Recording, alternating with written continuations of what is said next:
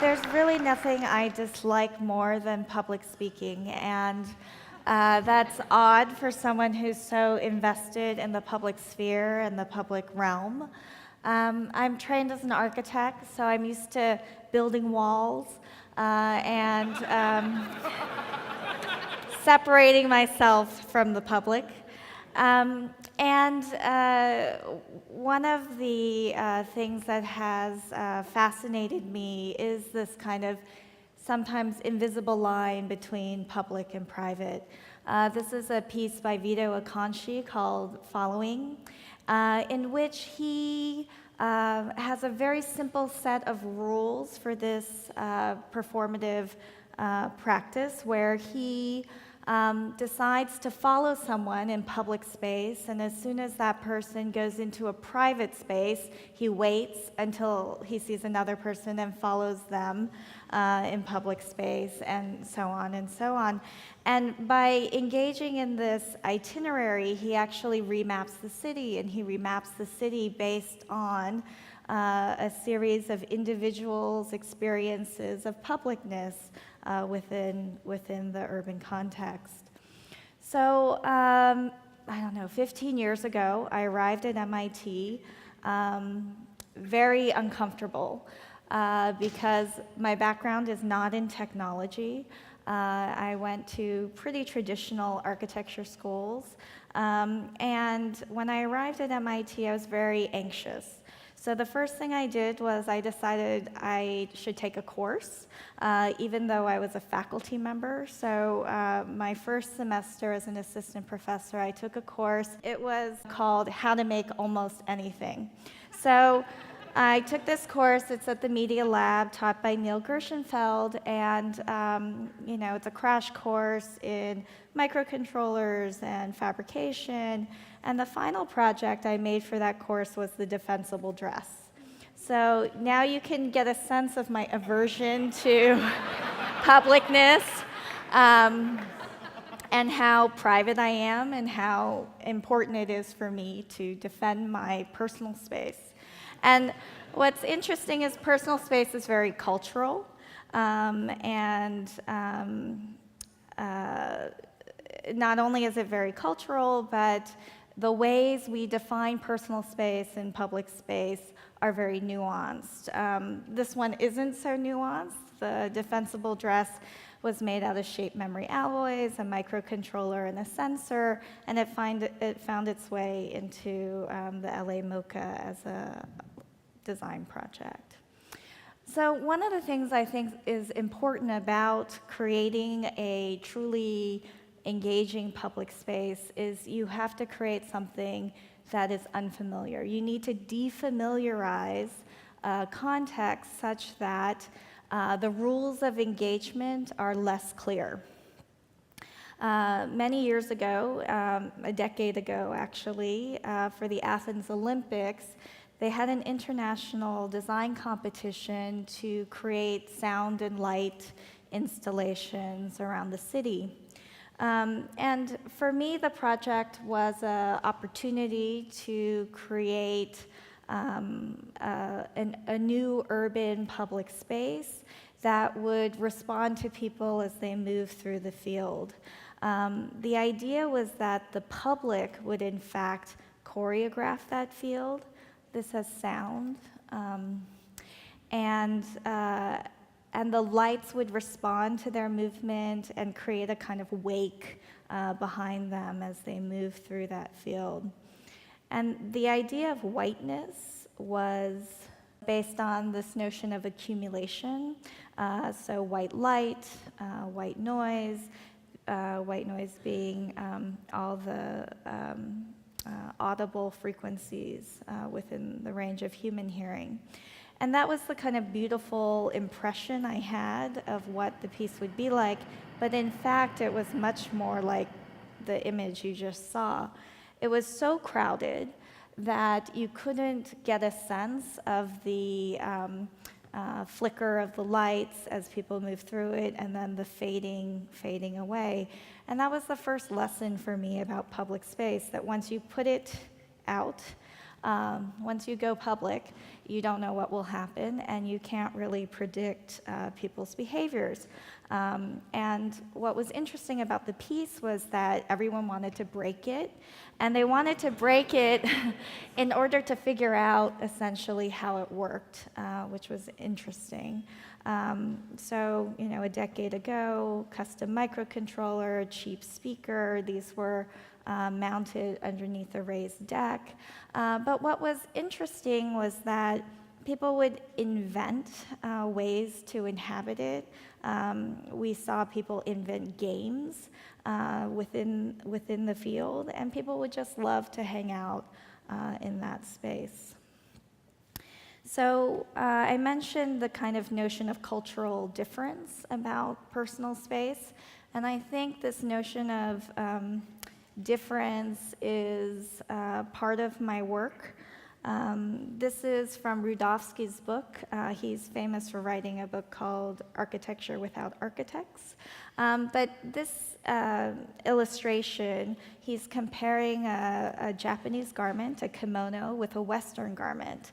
And on the left, he demonstrates that the cultural bias is towards a kind of efficiency and no waste in terms of the use of material. And so the kimono is really based on the linearity of the bolt of fabric, and size and curvature is taken up by things like the fold, whereas the Western garment, which privileges the contours of the body, leaves these kind of residual pieces of the garment. And so I wanted to kind of synthesize these two ideas and create a garment, and this is the Mobius dress, and essentially it is a literal Mobius strip that's turned into a wearable garment. And the idea is to combine both the curvature of the Western garment and the efficiency of the kimono, and to create a very, very long linear Mobius strip with a super long custom zipper, so that it can essentially be, this Mobius strip can be worn, essentially to be unworn, and as it unravels, the body structures the form of the garment in different ways. So in terms of responsiveness, I think that architecture has a way of creating relationships between content and context in the public sphere. Also, about a decade ago, I was asked to do an exhibition, and this was what was given to me. It was a itemized spreadsheet of about 400 Aztec artifacts, and the curator wanted to display these objects in the Guggenheim Museum. And the first thing I learned was that the Guggenheim Museum was too small, that because of the geometry of the Guggenheim along the ramps, there wasn't going to be enough surface area to accommodate all these artifacts. So the design idea became about creating surplus surface. And in order to do that, there was a very simple formula of undulating in and out a wall. And all of those objects had certain criteria associated with them, depending on which lending institution they came from. So certain objects needed to be behind glass, others didn't have to be. There were issues of scale. And so it was the first time where I designed something via a spreadsheet.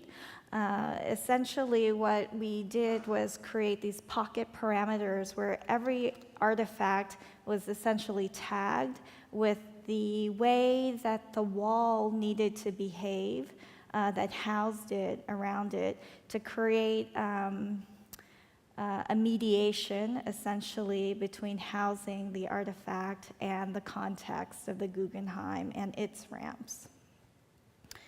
And it became a really useful design tool and visualization tool to move back and forth with the curator, who constantly change the sequence and order of these artifacts until the very last minute.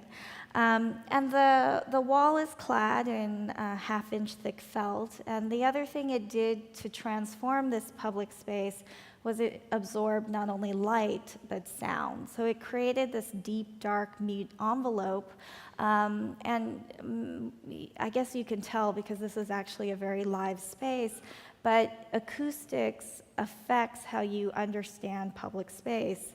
And so here at the Guggenheim, for the first time, this kind of deadening silence instead of the live bouncing of noise altered your tempo, your perception of the artifacts. And here you can see every object is on its own custom size, perfect pocket or shelf, and then they're smoothed out together. And when you get to the top, what I did was I pulled in the wall so that you would go up on one side, and then when you come down, because that's the most annoying thing about the Guggenheim, you have to go up the 5th floor ramp to the 6th floor and then backtrack. And so I wanted to actually help Frank Lloyd Wright complete his loop. So essentially, you come up the backside, you see all the large artifacts that didn't fit in the system, and then you come back down on this side. And when you come back down on the other side, these are the environmental vitrines for the really precious artifacts. And in order to see them, you essentially have to get right up against that felt wall. And this is the view looking down. So this notion of responsiveness to context, I think, also refers to the environment as well. I was asked to do a public space project in Phoenix, and it seemed that the only way to create public space outdoors in Phoenix was essentially to create shade. So the project became about creating shade through this notion of a public parasol. I'm, as you saw earlier, fascinated by Mobius strips, and so essentially the unit for this shade device was a Mobius strip, a very efficient strip. But what was important about the geometry was that in certain angles, it would cast a shadow to create shade, and in other angles, it would frame light through a shadow. So the project is called Shadow Play, and it clusters these Mobius strips together to create this public parasol. The public space is in a traffic island, and a triangular traffic island. And what was really important was to understand the relationship of the shade and shadow based on different months of the year, depending on the solar angle, and to make sure in the hottest moments there was maximum shade, but in other parts of the day, morning and evening, there were opportunities actually to see the sky, to create ventilation, and to cast these dappled light shadows. And what also became really important was how to minimize the amount of material to create this shade.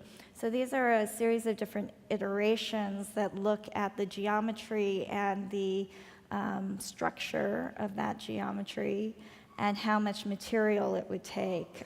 So these are different deflections of different geometric iterations of those units, and you can see that depending on the geometry, they torque and twist and deflect in different ways. And through these studies, we were able to reduce the amount of material by, I think, 20 tons, which was quite substantial, and reduce both cost and material use. So it's super thin, almost feels paper thin. It's currently under construction, and it should be done in a few days. Weeks, sorry, I said days, weeks. I wish it were done in a few days. But the top of this canopy has solar panels, and so at night, it emits the light. I think the other thing about public projects is they make visible things that maybe are people are less aware of. And so this is part of an environmental series. This one's called Windscreen. And with very, very cheap materials, I think all of these things cost, if you add them together, $2.50.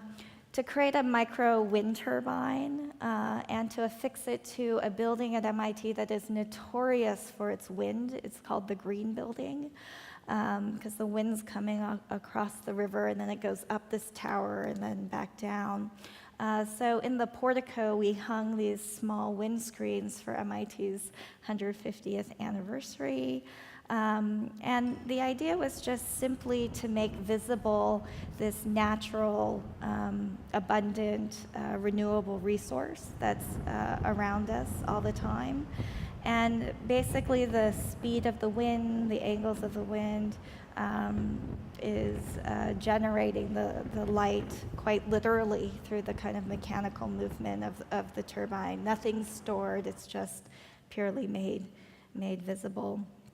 And this idea of making something visible in order to mediate is something that's interested me in the architectural work as well. And so a few years ago, had an opportunity to design a space for the Boston Society of Architects. They had a competition because they were moving from a very vertical building to adaptive reuse building in which they were getting a large square footage on the second floor of the building. The BSA has a kind of notorious old boy reputation, insular, and so this became an opportunity, I thought, in the competition to really celebrate it as a public space. And so part of the program brief was it had 20,000 square feet of space, but 5,000 square feet was dedicated to public gallery. So for the competition, what we thought was important to do was, given it's on the second floor, be very strategic about it. So how do you get someone to pay attention and know something might be accessible in public on a second floor? So we gave it this bright green ceiling. And then the key was really, how do you scoop people up to get them to that second floor? So we wanted to create a super figure that extended beyond each of those kinds of windows, something unusual that would draw people in. And then what we did was we pushed all the office spaces and administrative spaces towards the back and put the conference rooms interspersed in the middle as islands in order to essentially create a mixing chamber between the architects, the students, and the public, but fundamentally to give up all of the perimeter to the public gallery space. So this was a risk in the competition because they didn't ask for that much gallery, and we turned the whole thing into public gallery. But somehow it won, and the BSA has really transformed because of this set of spatial relationships. So the stair is made super thin. It becomes the ceiling, which then has the infrastructure for all the exhibitions in terms of lighting and tracks to hang work. And we thought it was important to have the gallery on the perimeter so you could always be aware that what was happening and being exhibited in the galleries was clearly having an impact or transformative of the urban context, or could be if people were willing to think that way. The kind of strongest element of the space was the stair to get the public up one floor. And we wanted to make it, again, paper thin and use that surface as a mediated surface. And so here, this is the BSA Twitter feed projected on the stair to kind of draw people in. So this notion of communication, I think, is very important in the public sphere. And I think as you can see in my work, I often use light because I think light is communicative, and I love this, if one, if by land, two, if by sea, that very simple on-off can actually have a powerful, powerful message. A few years ago, I was asked by the General Service Administration to create a light installation at the U.S.-Mexico border in San Ysidro. It's the largest land port in the United States, and they were making it even larger. Apparently, it could take up to 6 hours to cross this border by car. So they were expanding the lanes to 27 lanes, and this is designed by Miller Hull. And I was asked to create some art here. And I was like, okay, what do I do? There's really no site, and I really, so I decided to be very minimal and almost minimal and integral with the piece. So it's called Double Horizon, and all I did was create a linear light fixture essentially under the canopy. But the light fixture, what it does is it basically real-time shows the movement of cars through these multiple security checks as they go through. And so this drawing shows that, there's, I don't know how many sensors there are, but there are over 30 sensors for every car in terms of the things that are being measured and scanned and weighed as every vehicle goes through.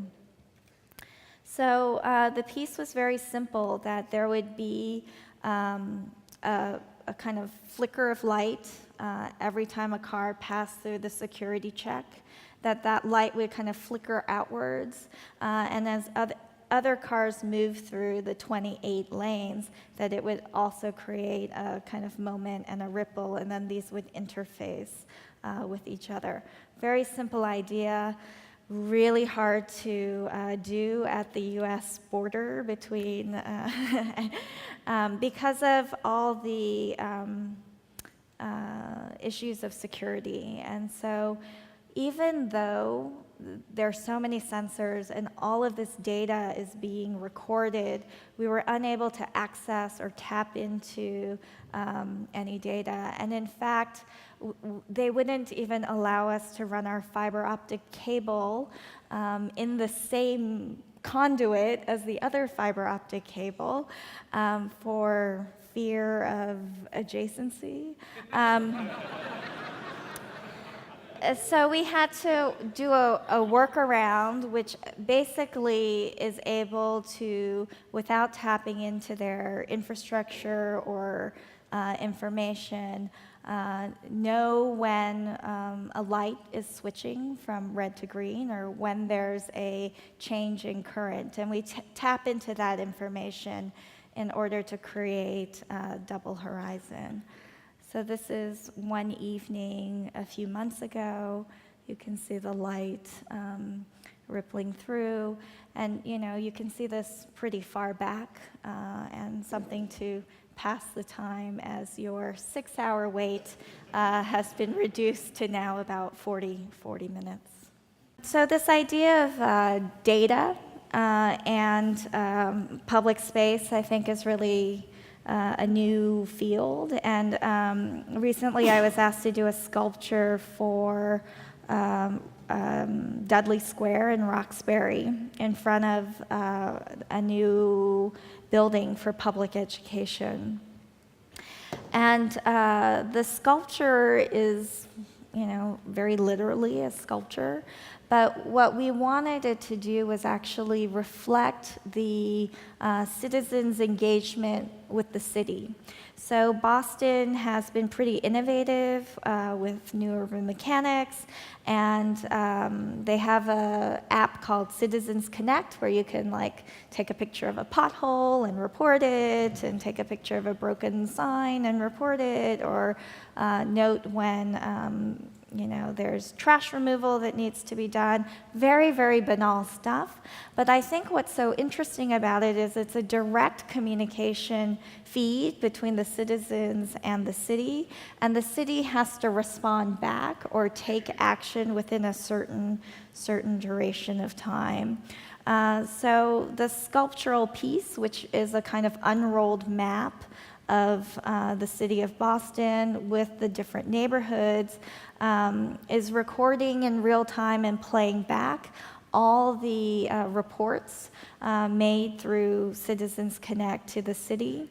And each of them are tagged in terms of what kind of report is made, how the city is responding, and as those tickets are essentially closed out, the light begins to fade. And what's interesting is you see that certain areas are clearly more app used, there are more app users, and it reflects the demographic of the city as well. So you see a difference between the affluent areas and the less affluent areas in the city, which I think is important to register back to the city and its citizens. And so this is a kind of simulation of the piece, and it's currently under construction. So the other thing about public space, I alluded to it earlier, is the rules of engagement and questions we put out there. So, my husband's actually a little bit germophobic, and so he won't touch anything in public space, like a subway. He won't grab onto the bar and these kinds of things. And I was curious, will people touch things in public space? So we were asked to do a project in Dubai, and again, it was a sound installation, and we were asked if we could do something with bird songs, so sure.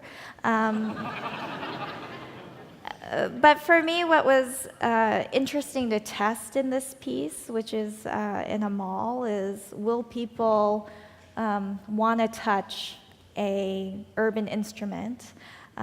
So the piece is basically a series of light poles with capacitance, and it's all handmade, and a speaker, and then this is a little cone that helps to diffuse the sound through the pole. And you can see if people want to touch things in public space.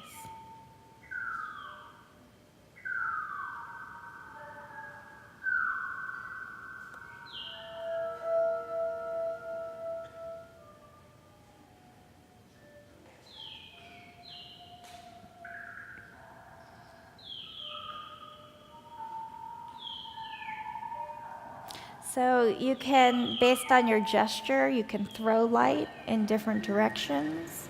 You can, see, they touch things in public space. And the goal was to create something that the kids would touch, that the adults would touch, that people would feel like they could play this thing in public space and really interact with it regardless of age. And he's really enjoying that. Yeah. So that was a little experiment in terms of capacitance, but also gesture, and if people would intuitively know that you could throw light in either direction.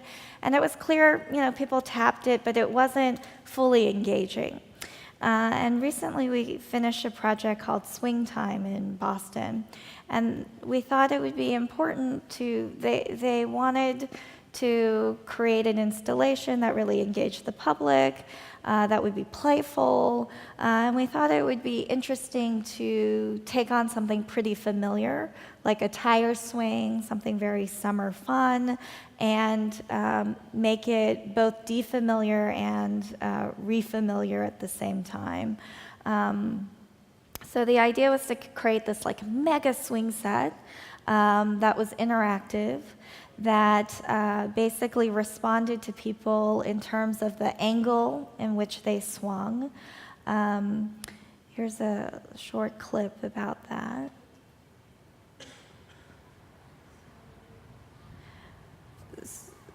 You can see being alone. It's really lovely when you're by yourself.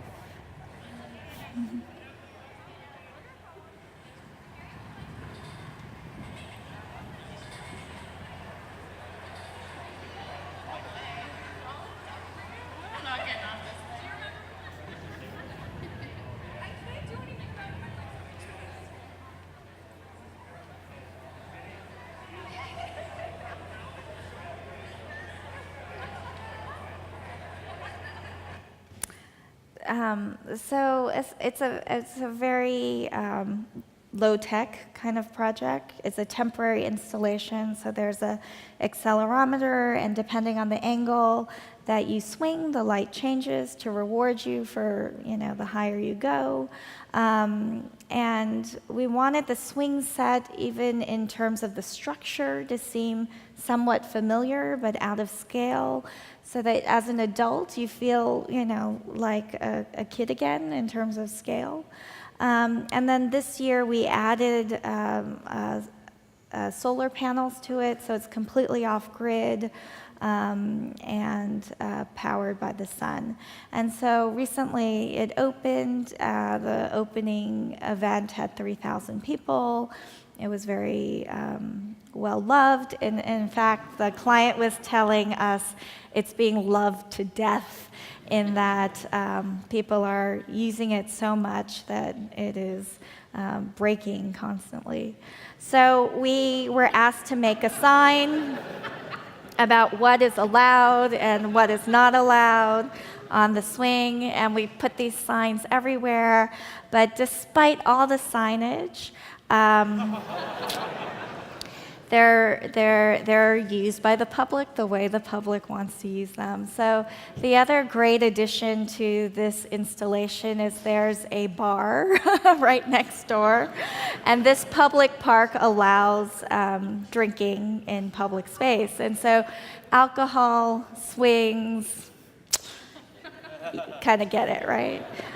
So this is a collection of some of our kind of favorite images. People love to take selfies on it. People do strange things. People are not supposed to stand on it. And of course, I love it that people make out in the swings.